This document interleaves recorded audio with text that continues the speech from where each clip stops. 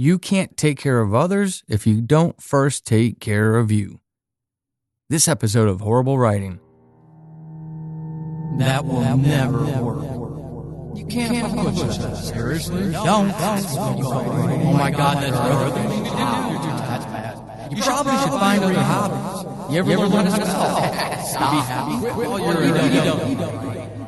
Don't bother me. I've seen better. Do you really want to do that? And great. Get up.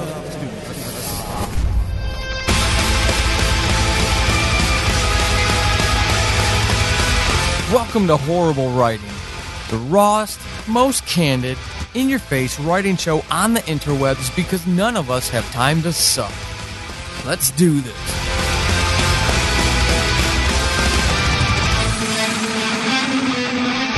Hey everybody, Paul Sading, episode 113 of Horrible Writing. I hope this finds you well.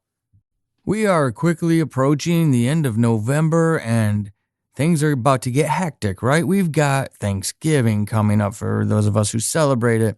And there are all the holidays that are the holiday season throughout December into January.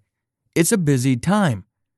But in this life hack of an episode, I'm going to kind of just step away from writing-centric conversation and talk about you. I know the holiday season is not necessarily a wonderful time for everybody. Some people, a lot of people, fortunately it is. But it's often those people that I like to remind them that not everybody has it as well as they do. You know, not everyone has the money to spoil themselves or spoil others who are important to them during the holiday season, or travel to see those people. There are a lot of people who are financially struggling and emotionally struggling. They're alone. They can't even take the simple pleasure of having that person or those people they really care about around for various reasons. It could be distance, geography, the financial aspect of traveling. It may be health. They simply can't get to that person, or that person can't get to them because of health concerns. It may be a relational thing. Everybody has falling outs in their family on some level.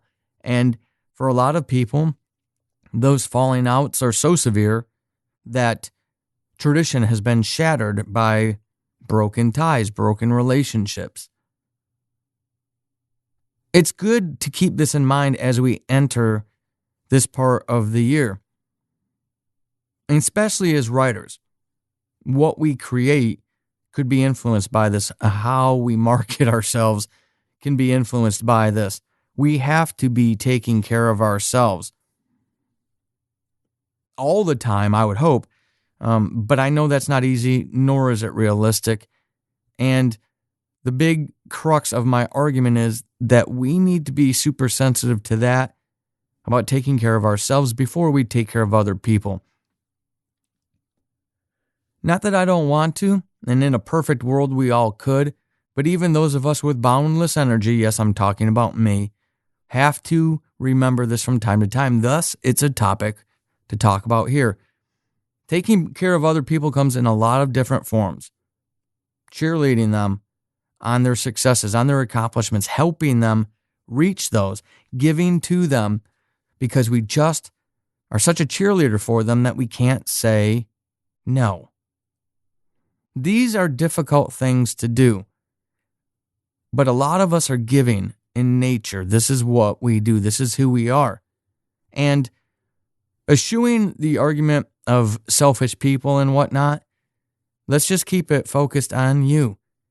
How much do you give up to other people in cheerleading other people, whether or not it's reciprocated?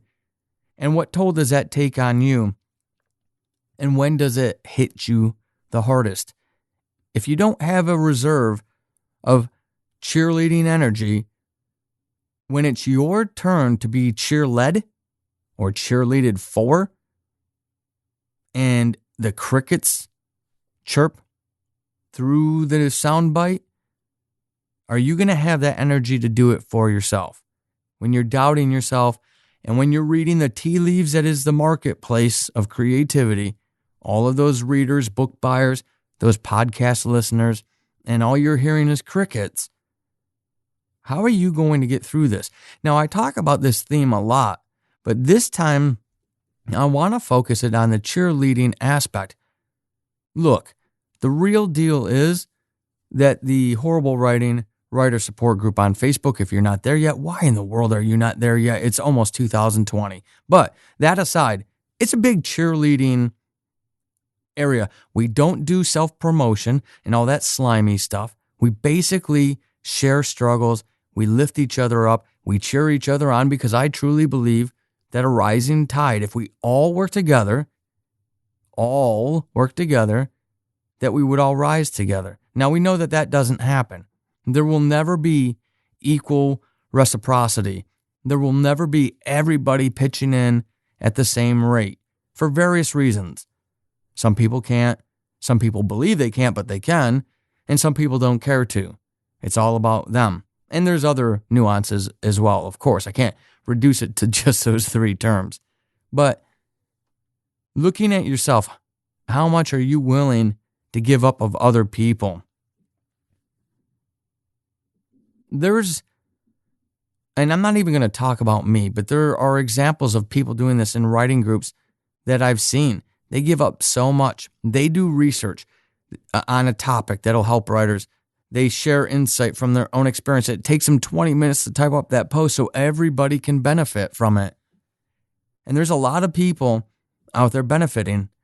That person doing that, investing that time is cheerleading. It's cheerleading for everyone. What about the person who retweets or shares posts from other writers all the time so that their own timeline is just a population of celebrating other writers' accomplishments in their books and these things? How harmful could that be to that writer if the viewing public sees that timeline and it looks nothing more than a cheerleading timeline? It doesn't give them a chance to know that writer for who they are because their tweets or their opinion posts are so buried in this celebration of others. How much harm comes to that person? Now, this isn't about withdrawing and isolationism, right? It's not building a wall in America to cut the rest of the world out. It's nothing like that. I truly, truly stand by the principle of helping each other out, regardless of if people are giving or not. Trust me, my creative life has been me giving of other people and a tenth of that being given back from those people. And I keep moving on and just finding new people to believe in and narrowing and cutting out those who don't. That tactic doesn't necessarily work for everybody. And in general, it's not even what I'm asking for. I'm not asking for you to step away and stop helping, stop celebrating, stop lifting others up. Absolutely not. Keep doing that stuff, please. It's that type of stuff that makes the world a better place. But what I am asking you to do is take a selfish moment to look at yourself, your behaviors, and the consequences / outcomes of those behaviors on you. You do not have an infinite supply of energy, motivation, drive. Life is going to kick you. The deeper you get into this writing stuff, the more you're going to realize it. There are a lot of writers long in the tooth who disappear for months at a time, years at a time, because they can only take so many crotch shots before they say, you know what? No, I won't accept this anymore. And they disappear. How they say that, this no, this refusal, sounds different. For some people, it's because they're grounded and they're healthy and they know that and they protect themselves. But for others, it's not until the tide washes over them and they're lost at sea that they realize, whoa, I got to take care of me because everything's crumbled. Before you see that tide, before you see that wave coming in toward the shore, get out of the water. Have the wherewithal to know your status. Develop your route away from the water, that huge tsunami that's headed your way, right? So that you can get to safe ground and outlast it. When it crashes into the shore and finally ebbs back out into the ocean, you're still standing tall. That's what this is all about. I hope this is helpful, has been helpful, and will be helpful. Until episode 114, keep being epic.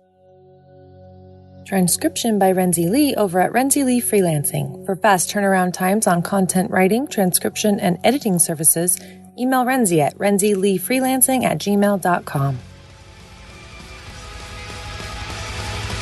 This has been Horrible Writing, and hopefully after this episode, you suck less than you did at the beginning.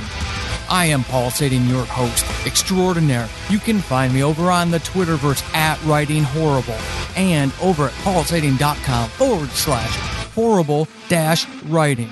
Until next time, suck less.